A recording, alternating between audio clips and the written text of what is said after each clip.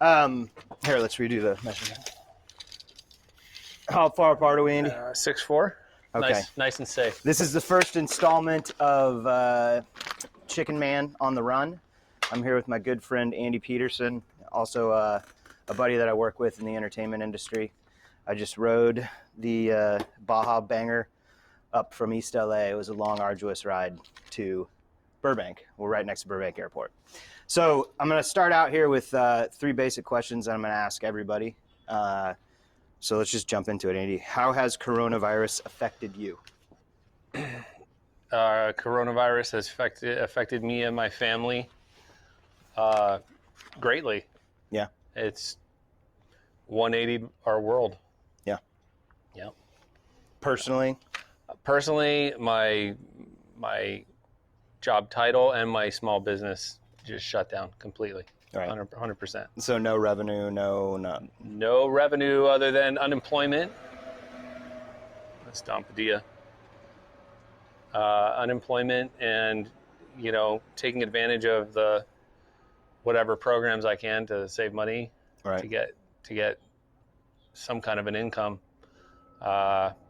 And I'm on like forbearance plans and everything's kind of on hiatus with my bills. So those are just stacking up and waiting. How do you feel about that? It makes me nervous. Yeah. I'm not a worry wart kind of a guy. I've got a plan, but the plan hinges on this coming to an end about a month ago. Yeah. No, that makes sense. So what is your response been? You kind of talked about that already a little bit. Day by day, keeping really well informed with the news to get an understanding of the climate, what's happening, what states are doing, what our government is doing, what our industry is planning on doing. Just being really well informed, trying to stay solid for my family, my kids, and trying to use wisdom and be practical about the future and look at where our lives are changing and might change for the long term. Gotcha. And we're like preparing to reshape life a little bit. What do you mean by that? Financially, save money, pace. Silver lining to this whole thing has been slowing down a little bit and spending more time with my family, which has been nice. It's a bit more than I would have asked for. What do you mean a bit more than you would have asked for? I don't take vacations very often, and I'm accused of being a workaholic all the time. Andy is a workaholic. I'm a workaholic, so all of a sudden to go from 24 years of nonstop work to 3 months off is a little more than I need. It's a shock. It's a shock. Yeah. But when this is over, I will, if I can afford it, I would like to have a little bit more time with my family than I've had. Do you think you'll be restructuring your life? If let's fantasy world, everything kicks in full gear in 2 months and you're working full time. Are you going to change how you're doing things in the past? In the short term, of course, yeah, for sure. I hope it sticks. I've got 19 years till I plan on retiring, which is a totally unachievable goal for me. So hopefully I don't just get back into my crazy, like, I just got to get to that finish line and fuck it. Like, when I get there, I get there. I hope this has woken me enough up to not go all out like that. Oh, good. I want to slow down a little bit. Changing pace. But of course, it's going to come at the exact same time that incomes are plummeting and economy is choking. Yeah. So it's not the best time to change the pace. Yeah. If you know what I mean, well, no. But I hopefully, if I dream world, I could do 20% less than I was doing. Oh, wow. Or the better my business does, the less I have to do my other job. Right. So if I could get my business up and running better than it was, I think that would buy me time and a better life, more happiness, more time with my family, and maybe more money. Interesting. So this is the third question that I'm asking everybody. How do you think the future will look? You kind of just answered that, but that's a very broad. That just for America, for me. However you feel like answering that. I think it's. I don't know. So many questions. Glass half full. Half of the time I'm half full, half of the time I'm half empty. I have good days and bad days. I could see how this pandemic could change things for the better for the country as a whole, which would trickle into my life. And I could see how it, and I would say more likely I could see it changing for the worse, that maybe the best is behind us. Really? What the best is behind us? Why do you? I think that it's such a loaded question. I mean, I could talk on that for a long time. No, you said whatever you asked me. Why do you think the best is behind us? That's. Well, again, I don't know that the best is behind us. Is that noise okay? Well, I'm looking at the monitors on the I think we're fine. Yeah. I don't know that the best is behind us. That's when I'm glass half. That's a Blackhawk. Glass half empty. The amount of government handout that I'm seeing right now. Yeah. The amount of people that are depending on the government to get through this. Although I'm grateful and I recognize that it was needed in the beginning, I mean, they forced everyone to shut down. Right. So if Joe Blow walked in here and shut me down, I would hold Joe Blow responsible for shutting me down and expect some compensation for it. So I get it in the beginning. That's why it's an easy argument to go either way, right or left, with the argument. Right, but I read some, and I'm going to butcher this, and everybody should fact check any statistic that I say, but I read some statistic that said, I want to say it was like 60% of the people receiving the PUA, the extra $600 over their income, are actually getting paid more than they were working. Yeah, definitely not the case with me. Well, cost of living in LA is ridiculous. Well, and that's a good point, right? So why is a federal number spreading out to 50 states? Right. You know? Where a dollar goes further in Louisiana or Arkansas. Yeah. And I mean, there's maps. You can pull up maps on how much a dollar does for it, what $100 does for you, depending on the state you live in. And California is, I think, the worst or second worst. Hawaii might be the worst. Right. So also I need to make more money. I mean, so I'm getting $1,000 a week unemployment, which sounds great. I have 2 children, a family, a wife, a stay-at-home mom. It doesn't work. Right. I'm forbearing my mortgage, my car payment. Everything's on hold. Everything's on hold. So you're not, when did you stop making payments on things? End of March. And so you haven't paid any car payments, I've paid mortgage? Bills. I've paid bills. I have not paid my mortgage, and I have not paid my newest car payment. Okay. Yeah, I own the other cars. So the longer this lasts, all that. I mean, I'm not paying my mortgage. Those are going to wear out. Now. Those are running out. So the mortgage, I have to have a conversation with the mortgage company. But right around the corner, all bills are back.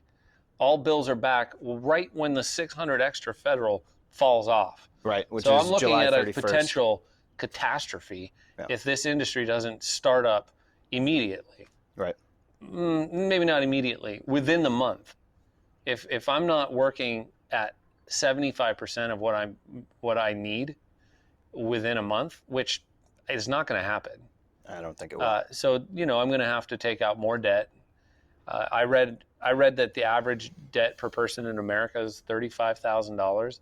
I'm not going to get into it, but I'm killing that stat. I'm past that, and it's only going to get a lot worse. Yeah.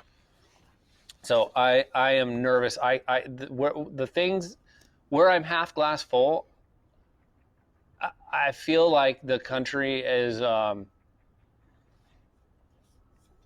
don't even want to go there. What? Go there. Well, I'm torn. We need a safety net. Yeah. And I've seen the safety net at work, and it saved me. What do you? But it saved me. What do you mean the safety net at work? It's the federal government, the state, local, the state programs, the unemployment. Right. all the different programs that I've been able to take advantage of. There's been numerous, unemployment being the biggest one. Right. Is a safety net. It's a social program. Right. I'm not a socialist. I'm very much a libertarian. So I balk at it, but all of a sudden I'm the one that needs it. So it's an eye opener. Like, okay, safety nets I'm for this. It's changed my mind a little bit. But at the same time, they shut me down. Right. You can say the virus shut us down. Right. And it did. But it didn't take long before they realized the virus wasn't all it was cracked up to be, and they've kept me shut down. Right. So it's kind of like that story of Stalin plucking all the feathers off the chicken in front of his people. Yeah, as a group of people, yeah. Pulling all the feathers off, chickens running around, going to die, is going to bleed out or whatever, right? Mm-hmm. And then I think he throws it on the ground, and then he takes some chicken feed and starts feeding it, and has the chicken following him around as he feeds him. It's sort of like that. Yeah. The government, with the difference being, the first feather fell off due to a virus, and then he pulled the rest out, right? So if the chicken got a virus, like, oh, it's got a virus, it could be bad, and then like, it's not that bad, but hey, fuck you, and pull all the feathers off and then feed it. That's the analogy so it's kind of like like I said, loaded question. Yeah. No, I understand. How has, so I've noticed for myself, this has changed a lot of my personal relationships. How's that? Have you seen any change in any of your personal relationships? Yeah. It's been interesting who I've been communicating with. It wouldn't have been my first guess. Andy and I have been communicating a lot via text. Probably the most. Yeah. I've probably communicated with you the most, which, I mean, we've always been friends. Yeah. But that was unexpected. Not so much, I mean, I'm glad you responded to my text, but it's been a little shocking at how not often friends I would expect to communicate have been communicating with me. Yeah. Best friends, sort of MIA. And they're busy, and you know what? Everyone's got PTSD right now. I think we're all mentally dealing with this. Like the first 3 weeks of this thing, I was in a horrible state. I just worked 15 days in a row in Las Vegas. I came home on the 14th. 15th, I wake up, and they're talking about locking down LA, and I think they did it on the 17th of March. Yeah, it was raining. And then it was like, oh shit. Raining. It rained for a week and a half. It was 60 degrees. It was like gloomy. Oh, we're in hell now. What just happened? You know what it reminded me of? I spent time in India, for a couple months when I was a kid, younger. Spent time in Calcutta, working with the dying and destitutes over there. Mother Teresa's home for the dying and destitutes. On our way back, I was with a group. We were heading back to Cape Town, where we had started the journey. We had a layover in Mauritius, all right, which is like an island. Right. Paradise. Like where the dodo bird used to live, okay? So you go like 2 months of Calcutta, Mother Teresa dying and destitute, India. The most horrible stuff you can see. Millionaire, to a layover in Mauritius, driving little mopeds around the island. Paradise. With parasites. Right. Paradise with parasites. Oh, great. Not even kidding. Like, for real. We all had parasites, and we're in paradise. That's kind of what it felt like to me, because it was like, life is good, making money, kicking ass and taking names. Yo, I got a double dip, triple dip. Hey, you got to do this job, to gloomy, shut down, get in your house and stop working. It was culture shock. Yeah. It was such a culture shock. And I think there's absolutely PTSD, not just from the initial week. This whole experience is going to last and leave a taste in my mouth for a long time. It's going to make me nervous. I'm going to be... Are you going to plan differently? Like more savings or restructure anything like that? If I can, yeah. I mean, in a perfect world, Well, that's crazy. We all have to play catch up now. Like, I haven't paid my mortgage for 2 months. How can I plan for the next catastrophe when I've never been more in debt? And I'm not going to be able to make double money. No. No. So I don't... we've created we've created a a real monster here. Yeah. We've cut income. We've caused paranoia across the board. Yeah. Everyone's suffering from PTSD. And we're all in debt. Let's say this is years. Let's say we back. salvage this, and 3-4 years go by, and you're back comfortable again, and maybe you've saved a little more or whatever. You've put yourself in a safer position, and then this comes up again, and it starts the same way, and it looks the same. Are you going to react any differently? Well, unfortunately, yes. What if it's actually a really gnarly virus? Right. This was not. This was not what I'm saying is, let's say the next one, it starts up the same, I'm saying is, I'm not doing this. I'm not playing this game again. Exactly. I did But this. what if it's super gnarly? And here I am like, this ain't shit. Been here, done that. Right.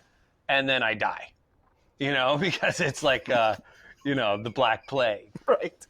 So I would, no, but you know what? I'm smart. I'm smarter than that. I'll look at it, assess it, read between the lines of the data, the bullshit data that they come out with. Right. Like, there's agendas behind all that data. Right. And listen to the people that I trust the most. I won't be going to CNN on that day. How do your kids view this thing? How are they reacting to it? I think for a big part, we've sheltered them from the seriousness media or what? The seriousness. No, not the media. I mean, they don't watch the news and media all that much. The seriousness of what? The implications of what's happening, the long-term effects. For you personally, for society, for society, for their future, for their debt, for the nation's debt that's basically going to land on them. Yeah. This is their Social Security net that we're stealing from. Well, not stealing, that we're using. Right. Borrowing, printing. So I think we've sheltered them from the seriousness of it. But at the same time, not trying to trick them, letting them know this is real, but it's all good, because it is all good. Right. Back to the unemployment stuff. I wasn't completely caught off guard. I had my own safety nets as well. What do you mean? Not savings, liquid assets, stuff like that. My company has no employees. Right. I'm really grateful that I haven't grown to that point yet. Because that would have been a real burden, Well, yeah, you would have been responsible for other. I can't imagine being in that position. I would feel so responsible. I would be responsible, and I would take care, and it would be hurting my bottom line even more. I can't. This is so big. Yeah. For the small businesses all across America, across the world. I read a statistic that already 100,000 businesses across the nation have shuttered their doors for good. So those are all those jobs not never coming back, but it taking a long time for those jobs to come back. So and look at all the unknowns. I think that's a big part of it too. Even the businesses that are just waiting, okay, open back up. Yeah. What's the clientele going to look like with all these, a nation full of PTSD running around? Yeah. What are the rules going to be? What am I going to be required to have? Sanitizing station and proof that I've sterilized. And can I be liable if my ratchet strap gives somebody COVID-19? Right. There's all this paranoia around it. I don't think that we're going to really see what this has done until the history books write about it. Yeah. Yeah. Oh no, I think you're right. I think it'll be years in the future before we really see the full impact of this.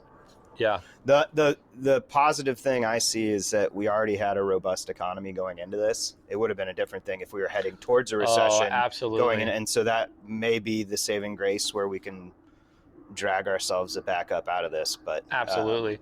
Well, I mean, and being the number one economy in the world, the number one growth economy in the world. Right.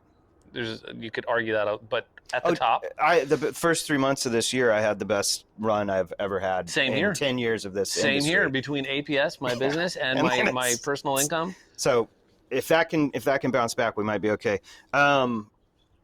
Let's wrap this thing up. Is there anything else you want to? No, but don't make it look like I'm. Any thoughts that you have? It says no whining, so you can't edit this to where I'm whining.